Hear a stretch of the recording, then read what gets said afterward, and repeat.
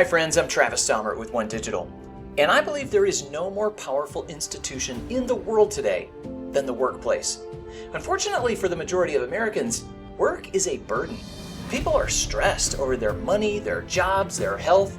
Add to this fact that the growth of the U.S. labor market is grinding to a halt, and it's no surprise that our leaders are feeling stuck between the needs of their organizations and the needs of their people. Is this true where you work? If so, I'd like to help. As a talent executive at One Digital, I focus on helping organizations build award-winning cultures where leaders grow and people thrive.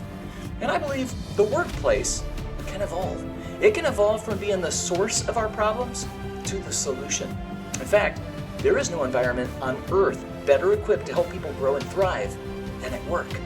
But only if we do it right. If we use our workplaces to help people discover who they are and why they're here. If we provide the support and challenge they need to grow, and if we give them the opportunity to be part of something bigger than themselves. Now, I began my career as an engineer and an entrepreneur. I did not work in HR, so I call it a people engineer, but that doesn't mean it has to be stale. It can be fun. We're going to talk about how do we help people be successful. And that means I'm going to talk a lot more about science than compliance. In fact, thank goodness, I've got friends who can help you with those things.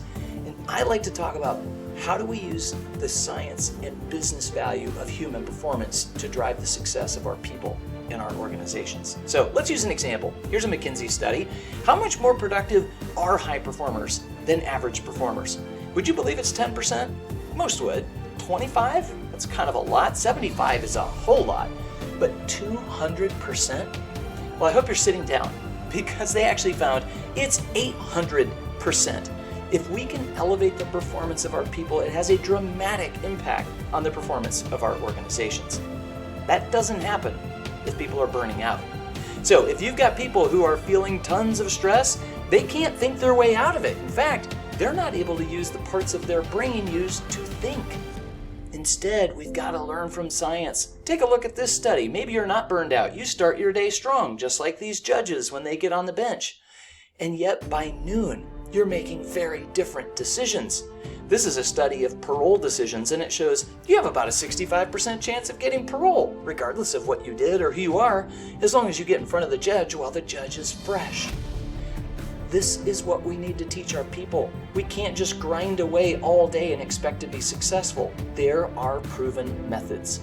We have spent thousands of hours studying both individual and organizational success. What are these practices that make a difference inside of a company? I've helped other thought leaders, folks like James Clear with thoughts on how do you build habits, folks like Josh Burson and how do you drive employee engagement.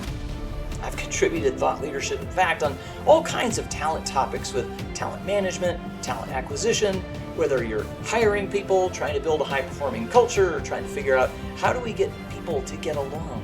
All of this leads to helping people be successful. So, regardless of what you're trying to do, if you've got a room full of leaders, I would love to have the opportunity to speak to them. I love helping people achieve. And even if they're not physically together, let's do a podcast. Let's get this message out there and help people learn how to turn on their people, how to activate their hearts and minds. Here's some basic things I've learned along the way. Every CEO I have ever met wants to grow. Every person I have ever met wants to be successful.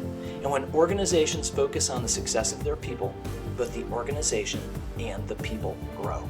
You can also expect that I'm not always going to cite studies. I'm going to talk to people in the room. We need to actually interact with our audiences, our employees, our leaders, and find out what is it that they need right now to experience more success. If your organization is going to win the war for talent, your people must believe and must experience that you want more for them than from them. And if I can help ignite your leaders and inform your plans, I hope you'll call them.